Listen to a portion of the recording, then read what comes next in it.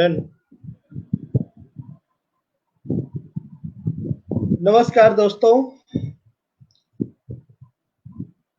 आज मुंशी प्रेमचंद का जयंती दिवस है। हम सभी उन्हें रचनावली त्रैमासिक पत्रिका की तरफ से श्रद्धा सुमन अर्पित करते हैं और आज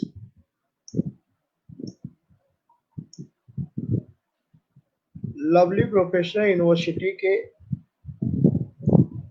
शोधार्थी और विद्यार्थियों को लेकर के सामाजिक चेतना के संवाहक मुंशी प्रेमचंद पर इनके विचार आप सबके सामने प्रस्तुत होते हैं। यह बात सच है कि मुंशी प्रेमचंद बचपन से ही लोगों की निगाह में आ जाते हैं, लोगों के ध्यान में आ जाते हैं, इवन लोगों के विचार में भी आना शुरू हो जाते हैं। जितना सच यह है उतना ही सच यह भी है कि मुंशी प्रेमचंद वैचारिक रूप से लगभग ग्रेजुएशन के समय हमारे मानसिक पटल पर आने लगते हैं और फिर धीरे धीरे मुंशी प्रेमचंद की सामाजिकता को हम समझने की प्रक्रिया में जानने लगते हैं। आज इन युवा रचनाकारों के माध्यम से मुंशी प्रेमचंद को एक बार फिर से हम सब देखेंगे, समझेंगे, जानेंगे। इन्हीं में यह तो सच है ही कि इधर जिस तरीके से मुंशी प्रेमचंद पर कुछ लोग आक्रामक हुए, हालांकि वे आक्रामक होने से कहीं अधिक अपनी हकीकत को दिखाए हैं, लेकिन कहना मैं यह चाहता हूं कि किसी भी बड़े रचनाकार को खारिज करने की कोशिश आप जितनी करते हैं, वह बड़ा नाम और बड़ा होता जाता है। जब मैं बड़ा नाम कह रहा हूं, इसके पीछे की स्थिति पर यह समझना शेष रह जाता है कि बड़ा कौन है। तो आइए इन युवाओं की दृष्टि में, युवा रचनाकारों की दृष्टि में मुंशी प्रेमचंद क्या है, हम आप यह जानने और समझने की कोशिश करते हैं। तो सबसे पहले मैं इस पटल पर संजय रावत जी को, हाँ, परिचय तो मैंने दिया ही, एक संक्षिप्त परिचय आप सबको दे देना चाहता हूँ। सामने हमारे रहीम मियाँ जी बैठे हैं। आप लवली प्रोफेशनल यूनिवर्सिटी के हिंदी विभाग में शोधार्थी हैं और सिलीगुड़ी के एक प्रतिष्ठित महाविद्यालय में असिस्टेंट प्रोफेसर हैं। आपका स्वागत है रहीम जी। दूसरे मनप्रीत संधू जी बैठे हैं। आप भी लवली प्रोफेशनल यूनिवर्सिटी के हिंदी विभाग के शोधार्थी हैं। संजय रावत जी हैं। आप लवली यूनिवर्सिटी के लॉ डिपार्टमेंट में लॉ के स्टूडेंट हैं और हिंदी भी पढ़ रहे हैं। आपका स्वागत है संजय रावत जी। निखिलेश चंद जी हैं, आप भी लवली यूनिवर्सिटी की लॉ डिपार्टमेंट में बीए एलएलबी कर रहे हैं, आपका भी स्वागत है।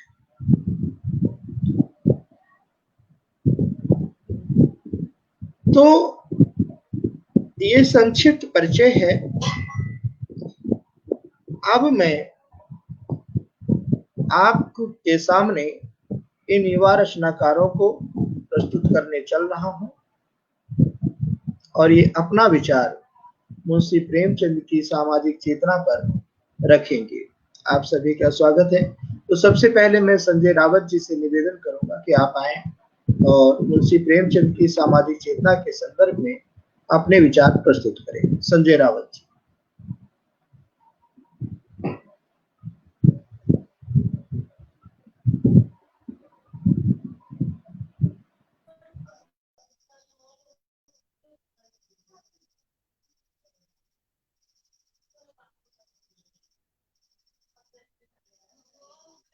जी सर, माफ़ कीजिएगा, थोड़ा नेटवर्क चला गया था, मैं सुन नहीं पाया आपको।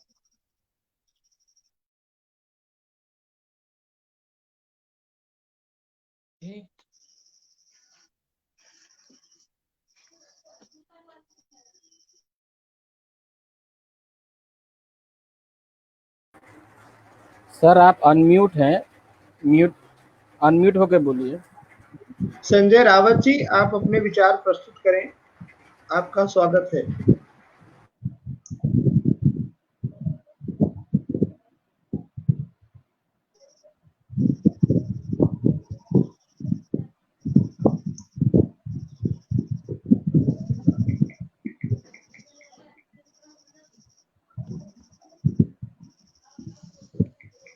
इधर देते यार मोबाइल।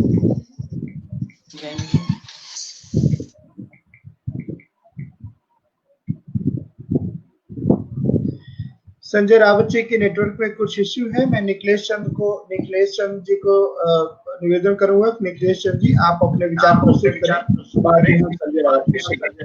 निखिलेश जी। आवाज आ रही है आप सभी?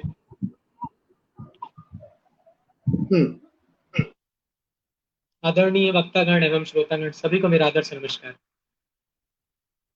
जब भी मैं प्रेमचंद के बारे में सोचता हूँ, जब मैं उन्हें याद करता हूँ, तो उनका एक विचार मेरे जहन में आता है कि जो साहित्य है वो समाज का एक दर्पण ही नहीं, समाज का मशाल होना चाहिए।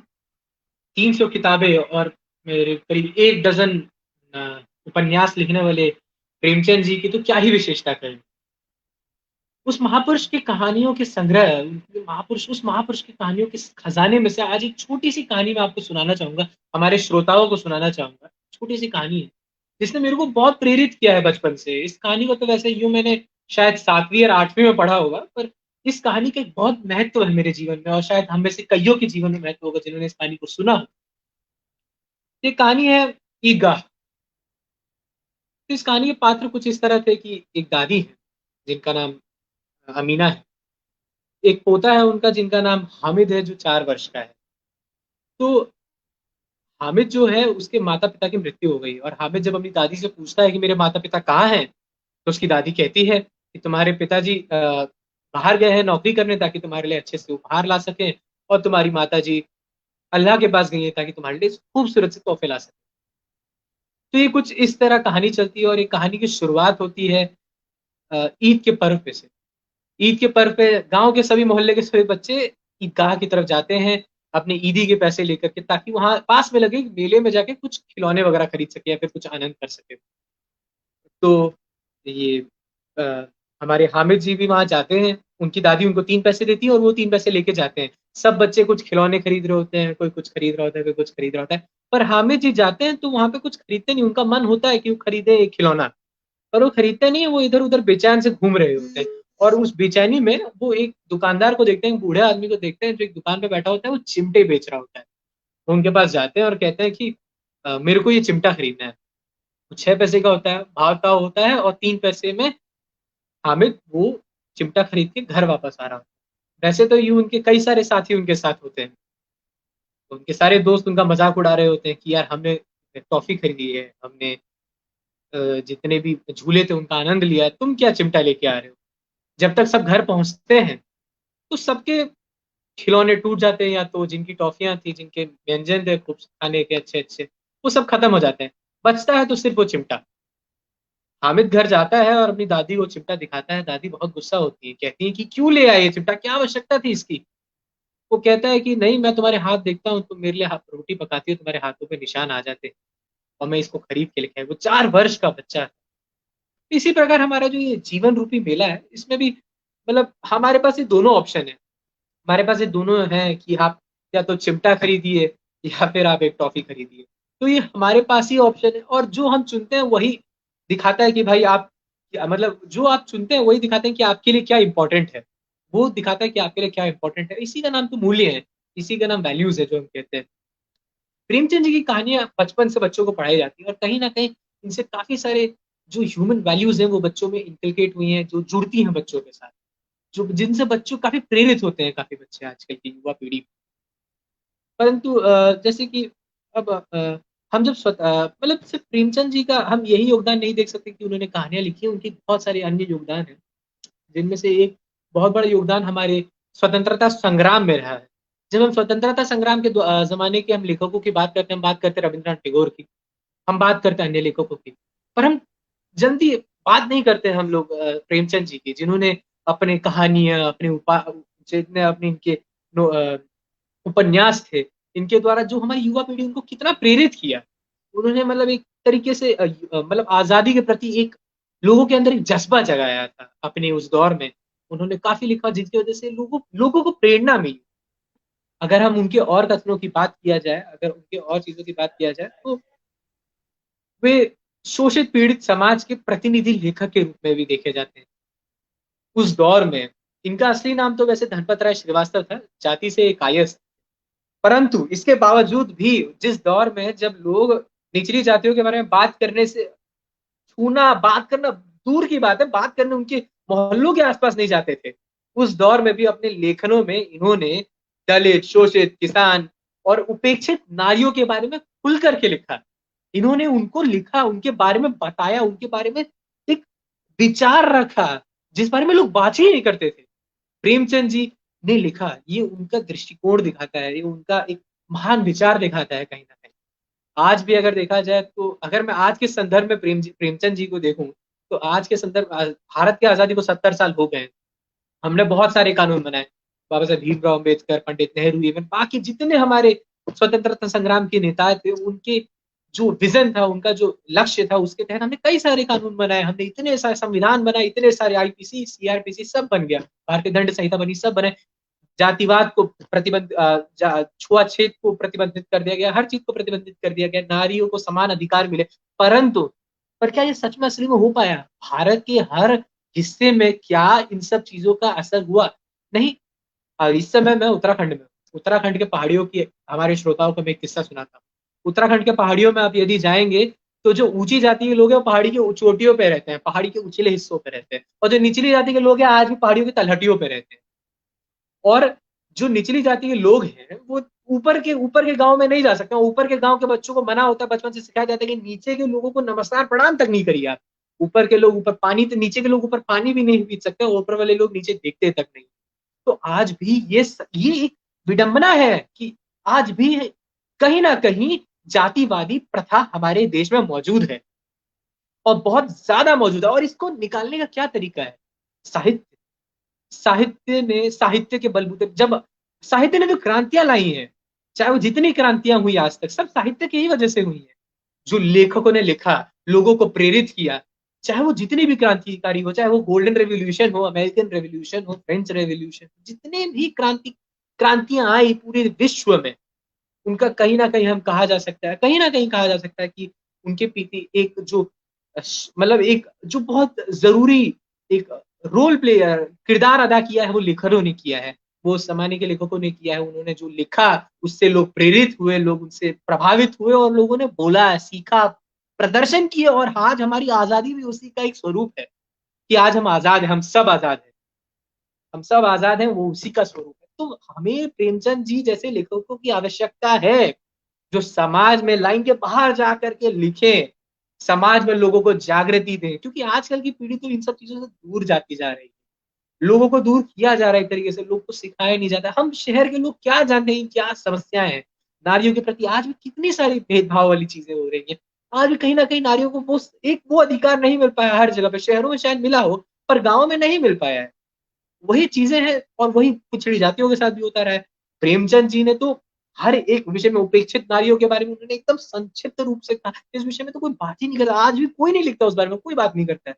कहीं ना कहीं हमें प्रेमचंद जी जैसे लेखकों की आवश्यकता है इस दौर में, जो हमें लिखे, जो हमारी युवा पीढ़ी को प्रेरित करे। हमारी युवा पीढ़ी का भी दायित्व बनता है कि वो पढ़े, अच्छी अच्छी चीजों को पढ़े, ना कि फालतू चीजों की तरफ जाए। आजकल कोई मेरा ये एक मानना है, बस मैं इसे किसी को आहत नहीं पहुंचाना चाहता हूँ, कि आजकल यदि अगर कहीं पर कोई हास्य कार्यक्रम हो रहा होगा, मैं ये नहीं कह रहा हास्य कार्यक्रम में मत जाइए, या फिर कहीं कोई गालियां दे रहा होगा तो लोग जाते हैं हजारों रुपए के टिकट खरीद के जाके बैठ जाएंगे और देखेंगे। मैं नाम नहीं लूंगा पर ये बात एक वास्तविकता है, परंतु कोई हमारे इस प्रोग्राम को भी शायद कई लोग ना देख पाए। तो ये बात है कि एक बहुत एक गलत राह पे हमारी युवा पीढ़ी चल पड़ी है। तो हमें इसको कहीं ना कहीं सुनियोजित करने की जरूरत है। हमारी युवा पीढ़ी का भी दायित्व है कि वो लिखे, पढ़े, सीखे, समझे और इन लेखकों को पढ़े। और लेखकों का भी दायित्व है कि वो प्रेमचंद जी के मार्ग पे चलें, उनकी तरह लिखें, सभी सामाजिक समस्याओं पे बोलें, ताकि लोगों को आगाह किया जा सके, लोगों को बताया जा सके कि क्या आवश्यकता है, क्या जरूरी है और चीजें सुधर सके। और अंत में मैं अपनी वाणी को विराम देने से पहले ये कहना चाहूंगा, मतलब एक छोटी सी बात करना चाहूंगा कि भाई कुछ भी आरंभ करने के लिए महान होने की जरूरत तो नहीं है, पर कुछ भी महान बनने के लिए, अगर महान इंसान को बनना है तो कुछ आरंभ करने के लिए जरूरत भी है। तो मैं संपादक महोदय को बहुत बहुत इनकी प्रशंसा करना चाहूंगा कि इन्होंने इतना बढ़िया मुहिम की प्रारंभ किया, इन्होंने इतना अच्छा मुहिम चलाया कि लोग इनसे प्रेरित हो, लोग जुड़े आपके साथ। मैं इस बात की पूरी कामना करता हूँ। साहब बहुत बहुत धन्यवाद मेरे को यहाँ बुलाने के लिए। नमस्कार।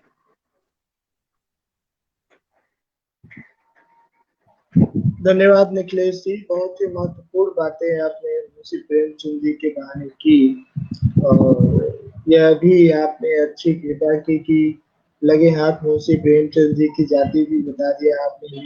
और पिछले दिनों तो कूड़ा और जाति प्रसंग हिंदी साहित्य पर छाया रहा है, तो अच्छा लगा, आपका वक्तव्य भी अच्छा लगा और आपका ये कहना भी अच्छा लगा कि महान कार्य करने के लिए अलग करने की जरूरत नहीं है, लेकिन महान लोगों की संगत और महान लोगों को पढ़ने की जरूरत है। अगर हम ऐसा कर सकते हैं तो एक महान कार्य भी किया जा सकता है, इसमें कोई दो राय नहीं है।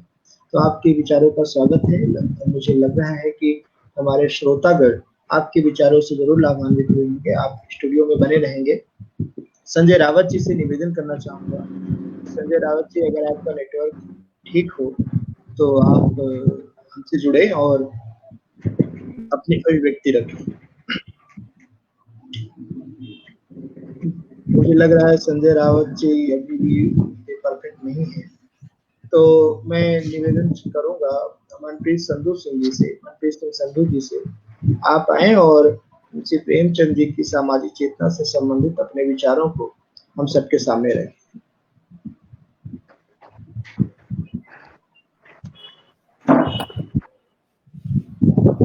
सभी आदरणीय मित्रों को मेरा सादर नमन। आज हिंदी के स्तंभ मुंशी प्रेमचंद जी की जयंती है, जिस पर ये कार्यक्रम रखा गया है। सबसे पहले तो मैं अनिल सर जी को बहुत बहुत हृदय तल से बधाई देना चाहता हूँ, धन्यवाद देना चाहता हूँ, जिन्होंने इतना अच्छा कार्यक्रम किया है और हमें जहाँ बोलने का अवसर दिया है। अब हम विषय पर बात करेंगे। मुंशी प्रेमचंद जी हिंदी के उपन्यास के सम्राट कहे जाते हैं। मुंशी प्रेमचंद जी का जो जीवन है वो बहुत ही संघर्षमय जीवन रहा है। उन्होंने बहुत ही बड़े अनुभवों को हासिल किया है। यदि हम मुंशी प्रेमचंद जी के जीवन पर दृष्टि पाते हैं तो हमारे अंदर जिज्ञासा जो है डाली जाती है, चेतना आती है, जागृति आती है, क्योंकि उनका जीवन बहुत ही संघर्षमय रहा है। मुंशी प्रेमचंद जी का जन्म 31 जुलाई 1880 को बनारस के वाराणसी के पास लमही नामक गांव में हुआ था। मुंशी प्रेमचंद जी अपने आप को मजदूर कहते थे। उन्होंने बहुत ही कम आयु में जो इतने अनुभव सीखे हैं। 14 वर्ष की आयु में उनकी माता का देहांत हो गया था। 15 वर्ष की आयु में उनका विवाह हुआ और 16वें वर्ष में जब वह थे उनके पिता का भी देहांत हो गया था। तो लम्बही से वाराणसी नंगे पांव पैदल चलकर उन्होंने मैट्रिक की जो परीक्षा पास की थी और उसके बाद उन्होंने वाराणसी में ही बीए जो की थी और तेली माँ, दोस्त तेले भाई बहन वो स्टडी भी करते थे और साथ ही साथ ट्यूशन भी पढ़ाते थे और परिवार की जो जिम्मेदारी उनके ऊपर थी। दूसरी बात ये है कि जो हिंदी साहित्य के प्रेमी हैं, शोधार्थी हैं, शिक्षक हैं या हिंदी भाषा के प्रेमी हैं, यदि उन्होंने मुंशी प्रेमचंद जी का जीवन नहीं समझा है, उन पर दृष्टिपात नहीं किया है, तो मुझे लगता है ये हिंदी के प्रेमियों के लिए बहुत ही दुर्भाग्य की बात है। क्योंकि हिंदी के स्तंभ कहे जाने वाले मुंशी प्रेमचंद, आचार्य हजारी प्रसाद द्विवेदी, आचार्य रामचंद्र शुक्ल जी हैं। यदि इनको हमने नहीं जाना है तो हम हिंदी वालों के लिए ये बहुत ही दुर्भाग्य की बात है। अब हम बात करेंगे मुंशी प्रेमचंद जी। उन्होंने सामाजिक धार्मिक समस्याओं के ऊपर अपनी जो रचनाएं लिखी हैं, इतनी कम आयु में उन्होंने किसानों की समस्याओं को देखा है, वकीलों की समस्याओं को देखा है और उन्होंने फिर फैसला किया साहित्य के द्वारा इन समस्याओं को जीवन यापन में पेश किया जाए और वर्तमान में आगे आने वाले समय में ऐसी क्योंकि जो साहित्य है ये बहुत ही बड़ा उपादान होता है किसी भी समस्या का निराकरण करने के लिए। तो हम कहीं भी जाते हैं तो हमारे साथ हमारा माँ बाप भाई बहन कोई नहीं चलता, हम अकेले चलते हैं। हमारे साथ केवल चलता है तो हमारा साहित्य और हमारा ज्ञान चलता है। तो साहित्य के द्वारा उन्होंने सबसे पहला जो उपन्यास लिखा था असरारे M.A. अमीर जो लिखा था हिंदी में देवस्थान रहस्य। इसका जो विषय था ये धार्मिक मंदिरों में पुजारियों के जो धर्म के नाम पर लूटपाट कर रहे हैं उसके ऊपर था और स्त्रियों का जो शारीरिक शोषण हो रहा था उसके ऊपर था। और गोदान उनका जो कृषक महाजीवन की गाथा है जिसमें किसान की बात की है, बात उन्होंने की हुई है। मुंशी प्रेमचंद जी की जो सोच, जो उनकी दृष्टि थी, वह समाज को एक नया आयाम देने वाली थी।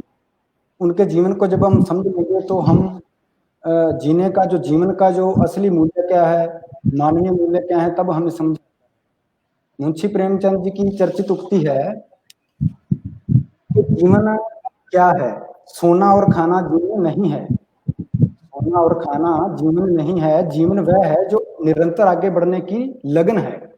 तो स्पष्ट है कि सोना और खाना केवल ये जीवन नहीं है। अगर हमने समाज में कुछ नहीं किया है, समाज के लिए सामाजिक समस्याओं से हमें कुछ लेना देना नहीं है, अपने आसपास क्या घटित हो रहा है उससे कुछ लेना देना नहीं है, तो इसका उन्होंने जो विरोध किया है, जीवन आगे बढ़ने की लगन, उसको जीवन कहते हैं। दूसरी बात जो उन्होंने कही है, डरपोक प्राणियों में सत्य गूंगा हो जाता है। डरपोक प्राणियों में सत्य गूंगा हो जाता है। इसमें हम देख सकते हैं डरपोक प्राणी उन्होंने किसको कहा है, जिसका मन प्रवासी हो चुका है। हम प्रवासी किसको कहते हैं, जो देश छोड़कर विदेश जाता है। लेकिन नहीं, मुंशी प्रेमचंद जी की दृष्टि में डरपोक प्राणी जो सत्य नहीं सकते, नहीं बोल सकते, स्वार्थ के लिए काम करते हैं, धन और पद के लिए काम करते हैं, दूसरों से आगे जाने की स्पर्धा जिनमें है, काम क्रोध लोभ मोह अहंकार घृणा ईर्ष्या मद मत्सर जिसमें ये है, उसको वो डरपोक प्राणी कहते हैं, जिसको वह गूंगा कहते हैं। ये मुंशी प्रेमचंद जी की धारणा है, उनकी सोच है, उनकी दृष्टि है। तो गुरबाणी में भी एक पंक्ति है गुरु नानक देव जी की, मन परदेसी जे थिया सब देश पर आया। क्या ये पंक्ति और मुंशी प्रेमचंद जी की सोच में क्या अंतर है? बिल्कुल भी नहीं है। मुंशी प्रेमचंद जी की सोच भी वही है कि मन, जिसका मन प्रवासी है, जिसको समाज से कुछ लेना देना नहीं है, केवल स्वार्थ के लिए काम करना है, मुंशी प्रेमचंद जी की दृष्टि में वह आदमी सबसे बड़ा प्रवासी है। और अगर एक आदमी प्रदेश में भी मानसिक भावनाओं से अपने सत्य, अपनी भाषा, अपने देश के साथ जुड़ा हुआ है, तो उसको वह प्रवासी नहीं कहते। मैं गुरबाणी के साथ जोड़ रहा हूँ पंक्तियों को और मुंशी प्रेमचंद जी की पंक्तियों को जोड़ रहा हूँ, क्योंकि इनमें मुझे कोई अंतर नहीं लगता देश है। मुंशी प्रेमचंद जी किसी जाति, किसी धर्म को नहीं मानते हैं, सबको एक समान समझते हैं। वैसे ही गुरबाणी चाहे सिख धर्म है, ईसाई है, मुसलमान है, कोई भी धर्म है, गुरु ग्रंथ साहब है, श्रीमद् भागवत गीता है, महापुराण है, सबका संदेश एक है। जाति को कोई नहीं मानता है, धर्म एक है, मानस की जात सब एक पहचान को, सभी मानस एक तरह के हैं। दूसरी जो बात मुंशी प्रेमचंद जी कहते हैं लिखते वह लोग हैं जिनके अंदर दुख है, दर्द है, अनुराग है, लगन है। जिन्होंने तन और भोग विलास को जीवन का लक्ष्य बनाया हुआ है, वह कभी लिख नहीं सकते।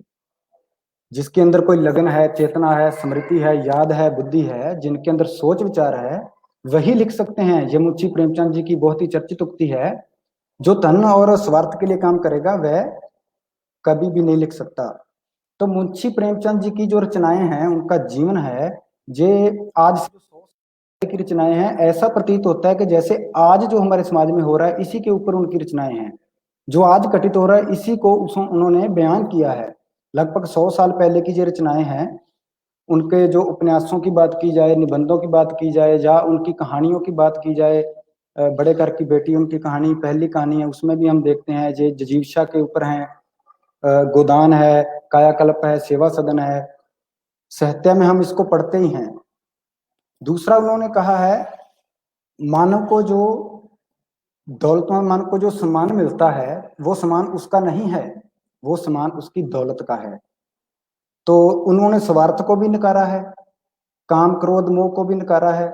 आस्था करुणा को पैदा करने के लिए उन्होंने जो हमें संदेश दिया है मुंशी प्रेमचंद जी ने, वो पैदल जाते थे। उन्होंने कितनी कम आयु में लमोही से वाराणसी तक पैदल नंगे पांव चलकर अपनी स्टडी की है, अपने जीवन को समझा है, दुख को देखा, अनुभव किया है। उन्होंने किसानों का कर्ज देखा है। तभी से उनकी चेतना इतनी बड़ी, और उन्होंने साहित्य में जो पदार्पण किया, साहित्य के द्वारा हमें परिचित करवाया है, सामाजिक समस्याओं से परिचित करवाया है। और उनका जो संदेश है वो बहुत ही हमारे लिए आज अवश्य है। तो मुंशी प्रेमचंद जी को साहित्य, क्योंकि साहित्य बहुत बड़ा उपादान है। आचार्य हजारी प्रसाद द्विवेदी जी ने कहा है, अंधकार है वहां जहां आदित्य नहीं है, मुर्दा है वह देश जहां साहित्य नहीं है। तो स्पष्ट है कि अगर साहित्य नहीं है तो हम भी मुर्दा हैं और हमारा देश भी मुर्दा है, क्योंकि हमारे साथ हमारा साहित्य, हमारा ज्ञान ही चलता है। हमारे पास ज्ञान है, उसी का प्रयोग करके हम अपने जीवन का विकास और उन्नति करते हैं। और आज मुंशी प्रेमचंद जी की जयंती है, तो मुंशी प्रेमचंद हिंदी के स्तंभ, हिंदी के सम्राट कहे जाते हैं। उन्होंने देश भक्ति की प्रेम भावना से ओतप्रोत थे। उनका जो एक रचना है उनकी सोजे वतन, जिसको ब्रिटिश सरकार ने जब्त किया, प्रेम की भावनाओं से ओतप्रोत होने के कारण उसको जब्त किया गया था। उसके बाद जमाना पत्र के जो संपादक हैं दयानारायण निगम जी, उन्होंने इनको प्रेमचंद नाम से लिखने के लिए कहा, सुझाव दिया। तो उसके बाद इन्होंने प्रेमचंद नाम से लिखा, जो हिंदी साहित्य में अमर हुआ। मुंशी प्रेमचंद जी उर्दू से लिखना शुरू करते हैं, लेकिन ये बहुत ही हमारे लिए भाग्य की बात है कि उन्होंने हिंदी में इतिहास रच डाला है। उर्दू से लिखना शुरू करते हैं और हिंदी में इतिहास रच देते हैं। मुझे लगता और कोई इतना साहित्यकार नहीं होगा जो उर्दू से लिखना शुरू करे और हिंदी में इतना बड़ा इतिहास रच दे, हिंदी के स्तंभ हो जाए। तो वर्तमान समय में हमें यही देखना है कि हमारे पास जो समस्याएं घटित है, आज जो मानव की सोच बन चुकी है, स्वार्थ है, दूसरों से आगे जाने की स्पर्धा है, बाजारवाद है, हमारे जो जीवन मूल्य हैं, जीवन के जो असल मूल्य हैं, उसको हम कहीं ना कहीं भूल रहे हैं। एक और मुंशी प्रेमचंद जी की बहुत अच्छी बात है, किताबों, हमें केवल किताबों के साथ नहीं जुड़ना है। मैं किताबों का विरोध नहीं कर रहा हूँ, ना ही मुंशी प्रेमचंद जी ने किया है, बल्कि उन्होंने ये कहा है कि हमें शब्द के साथ जुड़ना है, किताबों को अपने व्यवहार में उतारना है, तभी उसका महत्व है, तभी हमारी अस्तित्व हमारा है, हमारी अस्मिता तभी है। केवल किताबों के साथ जुड़ने के से तात्पर्य ये है कि मान लीजिए मैं अपनी बात करता हूँ, मेरे पास घर में 500 किताब पड़ी है, लेकिन 500 में से मैंने पढ़ी कितनी है जी? 10 पढ़ी हैं। 10 में से मैंने अपने जीवन में कितनी अपनाई है? एक भी नहीं अपनाई है। तो क्या मेरा उन किताबों को रखने का, पढ़ने का कोई मकसद है? ऐसी अवधारणा मुंशी प्रेमचंद जी की है। उन्होंने कहा है हमें शब्द के साथ जुड़ना है, केवल किताबों के साथ हमें नहीं जुड़ना है। कुछ लोग आज वर्तमान समय में हम देखते ही हैं, इतनी इतनी किताबें घर में रखी होती हैं, तो उन्होंने फालतू की जो वाह लेनी होती है कि जी ये तो बहुत बड़ा जी साहित्य का प्रेमी है जी, इसके पास तो इतनी किताबें हैं। कोई उससे किताब मांगता है तो कहते हैं नहीं जी देते नहीं है, अगर ले भी जाओगे तो एक दिन में वापस कर देना, क्योंकि मेरी किताबें कम पड़ गई तो मेरे पास कोई आएगा तो मैं कहीं छोटा ना हो जाऊं। सभी ऐसे नहीं है, लेकिन बहुत ऐसे हैं।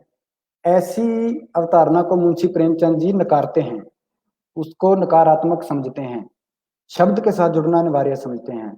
आज हम लोग तो ऐसे समझते हैं जैसे हमारे पास कुछ समय ही नहीं है, लेकिन हम समाज में जो देखते हैं सुनते हैं वैसा ही हम करते हैं। मैं एक उदाहरण जहाँ देना चाहता हूँ अपने ही जीवन की। दिल्ली में विश्व पुस्तक मेला हर साल लगता है, हिंदी के सभी प्रेमी अच्छी तरह जानते हैं।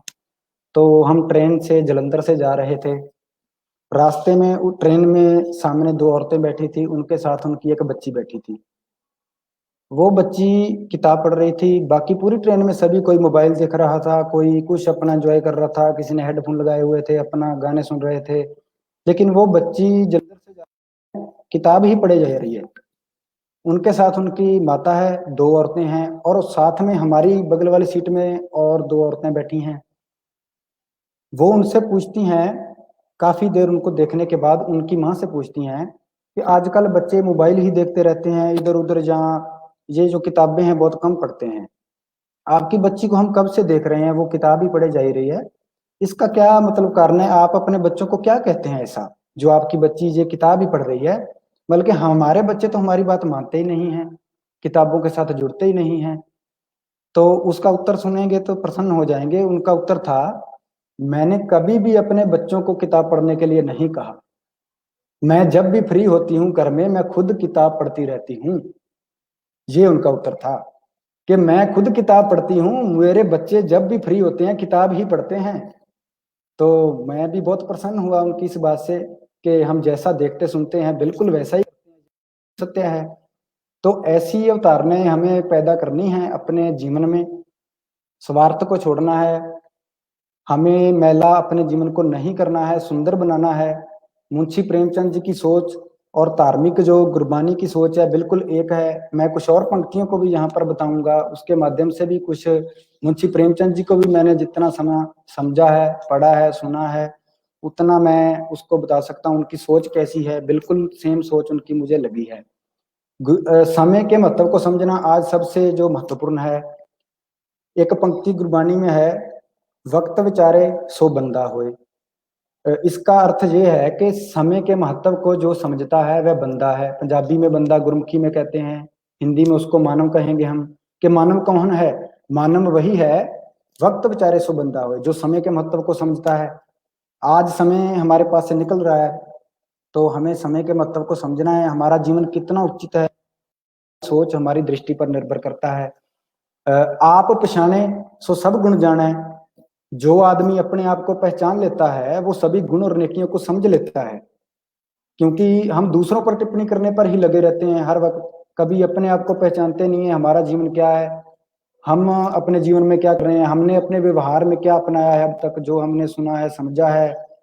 हम शुरू से पढ़ रहे हैं, सत्य को पढ़ रहे हैं, पहली क्लास से लेकर आज PhD तक आ चुके हैं, उपाधियां मिल रही हैं इतनी इतनी, लेकिन हमें अपने जीवन को कितना उचित समझना है, ये हमारी सोच हमारी दृष्टि पर निर्भर करता है।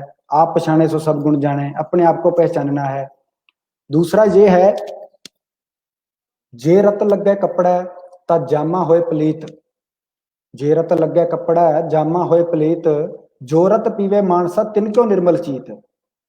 जे रत लगे कपड़ा जामा होए पलीत, कपड़े को रक्त लग जाए तो हम जानते हैं कपड़ा मैला हो जाता है, धागा हो जाता है। लेकिन जो रक्त पीवे मानसा तिनको निर्मल चीत, जो मानस का रक्त पी रहा है बुजुर्गों का, या किसी मजदूरों के ऊपर अत्याचार हो रहे हैं। आज कोरोना महामारी में आपने देखा है, लुधियाना से मजदूर पैदल चलकर गए हैं अपने गांव, जिन्होंने हमारे देश के, हमारे पंजाब के लिए काम किया है, उन्नति की है, विकास की है, इतनी मेहनत की है, वो आज पैदल जा रहे हैं।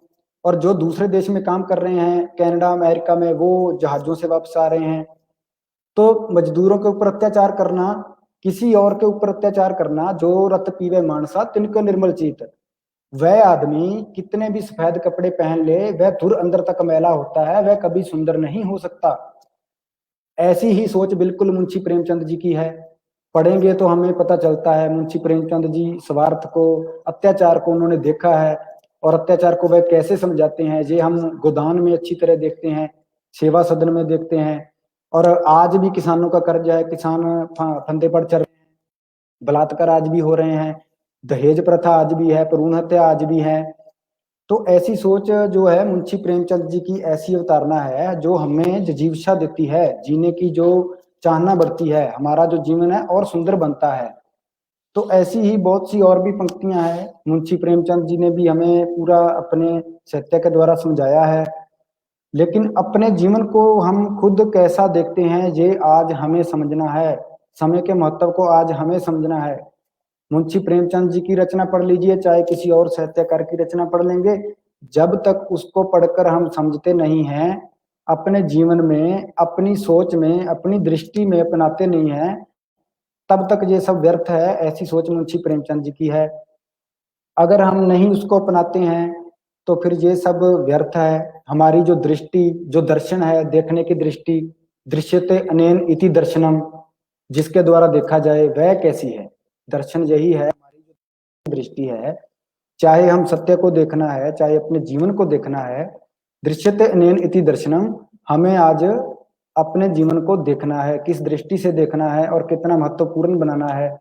हमारे जो मूल्य कैसे हैं, जीवन हमारा कितना महत्वपूर्ण है। एक और छोटी सी गाथा है गुरु नानक देव जी की जीवन मूल्यों पर, पहले भी मैंने एक बार सुनाई थी शायद कुछ दोस्तों को। गुरु नानक देव जी के साथ उनके शिष्य होते हैं, वो पूछते हैं, गुरु जी ये जीवन का मूल्य क्या होता है? ये मुझे पता नहीं है, ये जीवन मूल्य क्या है? वो गुरु जी कहते हैं, एक रूबी होती है, एक पत्थर चमकता हीरा होता है, उनको दे देते हैं कि बाजार में जाओ भाई, देख कर आओ, इसका मूल्य पूछो क्या है, तो पता चल जाएगा जीवन का मूल्य क्या है।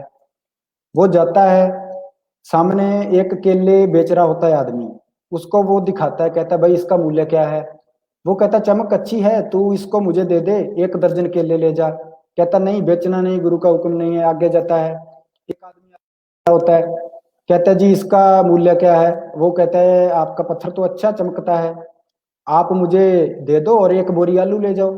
कहता नहीं, गुरु का हुक्म नहीं है, बेचना नहीं। आगे जाता है, आगे सोने का काम करने वाला सुनियार होता है, उसके पास जाता है, उसको दिखाता है, कहता है इसका मूल्य क्या है? वह कहता है भाई ये तो बहुत ही सुंदर है, 2 लाख रुपया ले लो, ये मुझे दे दो। कहता नहीं। कहता 5 लाख ले लो, 10 लाख ले लो। कहता नहीं। कहता 20 लाख ले लो। कहता नहीं, गुरु का हुक्म है, इसे बेचना नहीं है। आगे जाता है तो हीरों का जौहरी मिल जाता है उसे। उसको जब वह दिखाता है, कहता है जी इसका मूल्य क्या है? वो कहता तू ये बता इसको लेकर कहाँ से आया है? अरे ये इतना सुंदर है। वो इसको कपड़ा बिछाता है, वहां पर उससे रूबी को, मोती को रखता है, उसकी परिक्रमा करता है, माथा टेकता है, नतमस्तक करता है, वो हीरों का जो जौहरी होता है। उसके बाद वो कहता है तू ये लाया कहाँ से है, मुझे ये बता। वो कहता नहीं, तुम इसका मुझे मूल्य बताओ क्या है। कहता इसका मूल्य सुनना चाहता है तो सुन, इसका कोई मूल्य नहीं है, ये तो बहुमूल्य है, ये तो बेशुमार बेशुकीमती है, इसका मूल्य तो कोई चुका ही नहीं सकता, इसका मूल्य कोई भी नहीं चुका सकता, ये तो बहुत ही बहुमूल्य है। वो इतना परेशान हो जाता है, वहां से भागा दौड़ा चला आता है गुरुजी के पास। कहता है गुरुजी मेरे साथ तो ये हुआ है, अब मुझे बताइए जीवन का मूल्य क्या है। गुरुजी कहते हैं जीवन का मूल्य सुनना चाहता है तो ले सुन। तुम्हारा जो जीवन है, तुम्हारी सोच है, तुम्हारी जो दृष्टि है, तुम जीवन को कैसा देखते हो, कैसा समझते हो। तुम अपने जीवन को 1 दर्जन केले के भाव बेचना चाहते हो, 1 बोरी आलू के भाव बेचना चाहते हो, 2 लाख, 5 लाख, 10 लाख में बेचना चाहते हो, या फिर उसे बेशुमार बेशुकीमती बनाना चाहते हो। ये तुम्हारी सोच, तुम्हारी दृष्टि पर निर्भर है कि तुम अपने जीवन को कैसा समझते हो। ये है जीवन का मूल्य। तो जीवन मूल्य का उत्तर जो उसे गुरुजी से मिल गया, वो बहुत प्रसन्न हुआ। और हमें सभी को भी ये पता चलता है कि जीवन है वो कितना बहुमूल्य है। हम उसको समझते नहीं, अपने आप को पहचानते ही नहीं है। फिर वही बात है, आप पहचाने सो सब गुण जाने। अपने आप को पहचानने का वक्त आज हमारे पास है। वक्त विचारे सो बंदा हो। समय का महत्व आज समझना है हमें। सामाजिक बुराइयां, कुरीतियां, जो कुप्रथाएं जो प्राचीन समय में प्रचलित थी, मुंशी प्रेमचंद जी के जीवन को, उनकी रचनाओं को पढ़ लीजिए। वास्तव में हम कहाँ हैं और अतीत से हमें जोड़ती हैं। वो हमें बताती हैं मुंशी प्रेमचंद जी का जीवन, हमारा जीवन कैसा है, हम साहित्य को कैसे देखते हैं, साहित्य के द्वारा हम कैसे समस्याओं का निराकरण कर सकते हैं। ये मुंशी प्रेमचंद जी के दृष्टि, उनके जीवन को समझने से हमें पता चल जाता है। तो सबसे महत्वपूर्ण बात यही है। फिर वही बात मैं कहना चाहता हूँ कि हिंदी के जो प्रेमी हैं, मुंशी प्रेमचंद जी को अगर उन्होंने नहीं पढ़ा है तो मुझे लगता है इससे बड़ी दुर्भाग्य की बात और कोई नहीं है। जो हिंदी के स्तंभ कहे जाते हैं, हिंदी गद्य विधा के जो सम्राट हैं और सामाजिक समस्याओं को, सामाजिक चेतना के वाहक हैं। मैं अब ज्यादा समय नहीं लूंगा, मैंने कल अनिल सर ने जब ये बताया तो ये टॉपिक बहुत अच्छा था, सामाजिक चेतना के संवाहक मुंशी प्रेमचंद। तो मैंने इस पर कविता लिखी है, वो अब सुनाऊंगा मैं। लिखने का इतना मैं लिख तो नहीं सकता, कोशिश करता हूँ, कोशिश की है मैंने। तो ये मैं कविता लिखा हूँ, इसको मैं आप सभी को सुनाना चाहूंगा। थोड़ी सी कुछ पंक्तियां लिखी हैं। स्वागत है, स्वागत, कविता का स्वागत, कविता का स्वागत।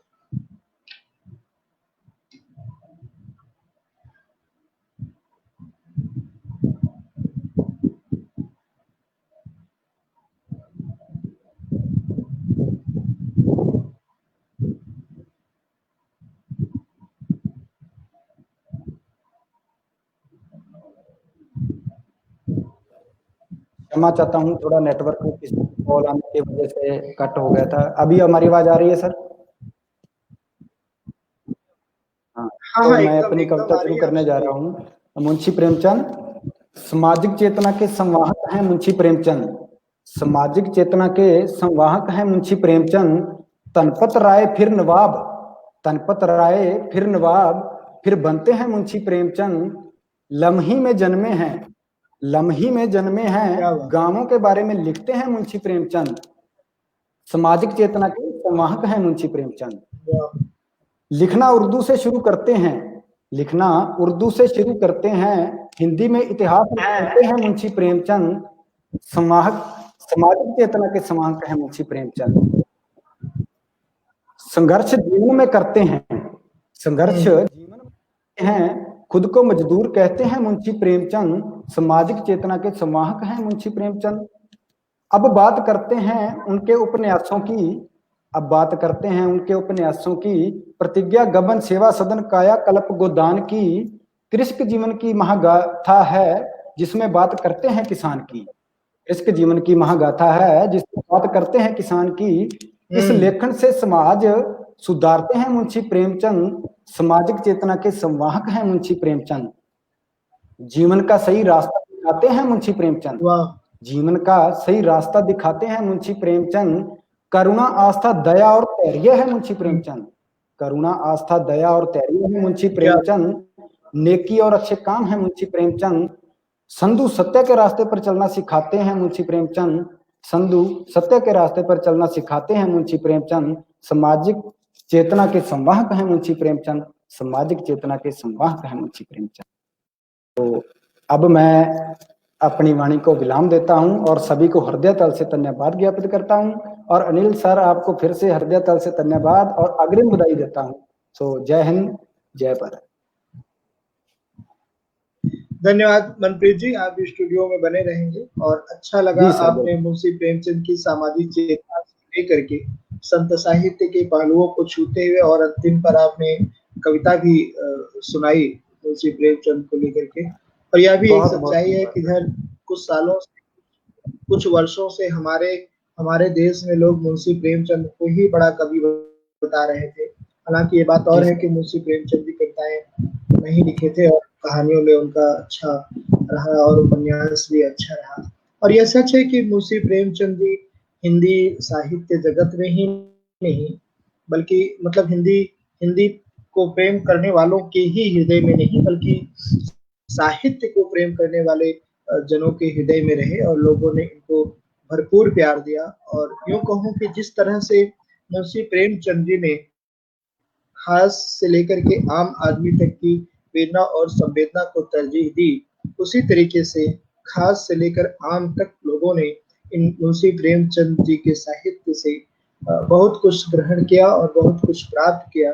और आज भी मेरे ख्याल से जब कभी क्रांति की बातें आती हैं, जब समाज सुधार वगैरह की बातें आती हैं और जब संघर्ष की बातें आती हैं, तो दो पात्र हमारे सामने यकायक आकर खड़े हो जाते हैं, जिसमें से एक अमरकांत और दूसरा सूरदास। अमरकांत और सूरदास तो उपन्यासों से हैं और इसी तरीके से मुंशी प्रेमचंद की कहानियों में भी कई ऐसे पात्र हैं जो हमारे जीवन के आधार हैं और हमारे जीवन मूल्य के आधार हैं। तो यह सच है कि मुंशी प्रेमचंद जी आधार स्तंभ हैं हमारे हिंदी साहित्य के। एक ऐसे आधार स्तंभ हैं जिनके बिना कथा साहित्य की संपूर्णता की परिकल्पना नहीं की जा सकती। तो मनप्रीत जी, आपका धन्यवाद, आपने बहुत अच्छी बात रखी है अपनी। अब मैं संजय रावत जी से निवेदन करूंगा, संजय रावत जी आप आए और अपना वक्तव्य। जी, सभी विद्वान जनों एवं श्रोता जनों को मेरा नमस्कार। जब भी हम प्रेमचंद की बात करते हैं, प्रेमचंद की बात मैं सुनता हूँ या उनके विचारों को सुनता हूँ, तो मुझे उनकी एक पंक्ति याद आती है जो उन्होंने कभी कही थी और मैंने कहीं सुनी थी। वो पंक्ति है कि जो भी मनुष्य इस धरती में किसी दूसरी कौम से नफरत करता है, वो मनुष्य खुद ईश्वर से दूर होता जाता है। तो ये पंक्ति मैंने उनकी बहुत पहले कहीं सुनी थी और अब याद नहीं कहाँ सुनी थी, परंतु यही साहित्य की खूबी है। यही साहित्य की यही खूबसूरती है कि जब भी हम साहित्य को पढ़ते हैं, साहित्य की कहानियों को पढ़ते हैं, तो साहित्य में बहुत सी कहानियां होती हैं। हम कभी-कभी उन कहानियों को याद नहीं रख पाते, उन कहानियों के शीर्षक याद नहीं रख पाते, परंतु उन कहानियों में कुछ पंक्तियां होती है जो हमारे दिलों में घर कर जाती है, हमारे भीतर एक असर डाल जाती है और हमें जीवन जीने में एक दिशा प्रदान करती है। तो इसी प्रकार की ये एक पंक्ति है जो मुझे याद है प्रेमचंद जी की, जो वो कहते हैं कि अगर आप दूसरी कौम से नफरत करते हैं तो आप ईश्वर से दूर हो जाते हैं, और मैं इससे काफी ज्यादा इत्तेफाक भी रखता हूँ। और मैं ये समझता हूँ कि जो साहित्यकार है, जो साहित्य लिखते हैं और जो साहित्य पढ़ते हैं, उन्हें धार्मिक ग्रंथों को पढ़ने की भी जरूरत नहीं है, क्योंकि जो साहित्य है वो अकेले ही हमें धर्म सिखा जाता है। अगर हम साहित्य पढ़ते हैं तो हम सत्य के रास्ते में जाते हैं, हम लोगों की भलाई करने के बारे में सोचते हैं और हम अपने समाज से जुड़ने के बारे में सोचते हैं। तो यही साहित्य की खूबसूरती है। और जब जब हम साहित्य की बात करें तो बेशक हम प्रेमचंद जी की बात करते हैं, धनपत राय जी की बात करते हैं, और क्योंकि जो हिंदी साहित्य है, हिंदी साहित्य के हम कह सकते हैं महानायक है प्रेमचंद जी, हम कह सकते हैं कि वो सम्राट है हिंदी साहित्य के। और क्योंकि जब हम प्रेमचंद जी को पढ़ते हैं, हम देखते हैं उनके जीवन को, उन्होंने लगभग 300 कहानियां लिखी है, 14-15 उपन्यास लिखे हैं और कई अंतर्राष्ट्रीय और राष्ट्रीय निबंध भी लिखे हैं। तो जब हम इन सबको एक जोड़ होकर देखते हैं तो हम समझते हैं कि उन्होंने पूरे जीवन का एक रस लिख दिया है, पूरे जीवन का जो निचोड़ है हमारे सामने रख दिया है। तो इस जीवन के निचोड़ में कहीं ज्यादा जो जीवन में हमें परेशानियां आती है, उनके सुझाव है, उनके उत्तर है। जो समाज में कुरीतियां हैं, जो उस समाज में उस वक्त कुरीतियां थी और जो अभी भी इस समाज में कुरीतियां हैं, उन दोनों को बहुत बेहतरीन ढंग से प्रेमचंद जी ने दर्शाया है। तो आज का युवा, जैसे हम आज के युवा, अगर हम समाज से जुड़ना चाहते हैं, लोगों से जुड़ना चाहते हैं, एक बेहतर भविष्य और बेहतर समाज की कल्पना करते हैं, तो मैं समझता हूँ प्रेमचंद जी को पढ़ना बहुत ही महत्वपूर्ण हो जाता है। और इसी कारण जो साहित्य है, साहित्य की जो खूबसूरती है, इसी कारण मैं समझता हूँ कि हमारे आजकल विश्वविद्यालयों में भी हिंदी पर जोर दिया जा रहा है। और जो नई एजुकेशन पॉलिसी आई है, मैं समझता हूँ इसके द्वारा लोग अपने लॉ के साथ साथ हिंदी पढ़ सकेंगे, इंजीनियरिंग के साथ पढ़ सकेंगे। हालांकि लवली प्रोफेशनल यूनिवर्सिटी में तो ये पहले से ही है। और जो हम प्रेमचंद जी की जब बात करते हैं तो प्रेमचंद जी ने हर विषय पे लिखा है, परंतु मैं समझता हूं कि मुझे कुछ 2-4 विषयों पर ज्यादा ध्यान देना चाहिए, जो आज भी हमारे समाज में बिल्कुल ग्रसित है, हमारे समाज को ग्रसित करती है और समाज में लिप्त है। तो वो कुछ 2-4 चीजें हैं, जैसे कृषक के बारे में, किसान के बारे में प्रेमचंद्र जी ने बहुत अच्छा लिखा है, बहुत बढ़िया लिखा है और विस्तार से लिखा हुआ है।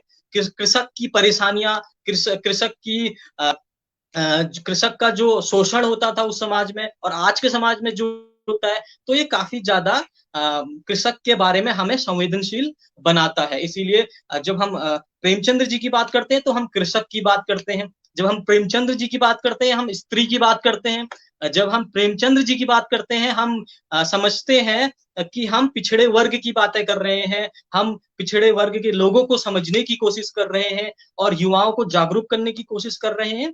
और खासकर हमारा ध्यान रहता है कि हम धार्मिक स्तर पर लोगों से लड़ाई झगड़ा द्वेष ना रखें जब हम प्रेमचंद्र जी को पढ़ते हैं। तो जब किसान की हम बात करते हैं, कृषक की बात करते हैं, तो मैं समझता हूँ गोदान में कृषक को जिस प्रकार पूंजीवादी लोगों द्वारा, सामंतवादी लोगों द्वारा और जमींदारों द्वारा शोषित किया जाता था, जिस प्रकार उन्हें बिल्कुल उन्हें एक तरीके से मजबूर किया जाता था कि वो आत्महत्या कर दें। जो हमारे लिए खाना उत्पन्न करते हैं, उन्हें ही अपने लिए खाना नहीं मिल पाता था। तो ये सब चीजें जो गोदान में मैं समझता हूँ कि उनकी जो आखिरी की कुछ उपन्यासों में से है, उनमें उन्होंने काफी बेहतर तरीके से कृषक के बारे में समझाया है।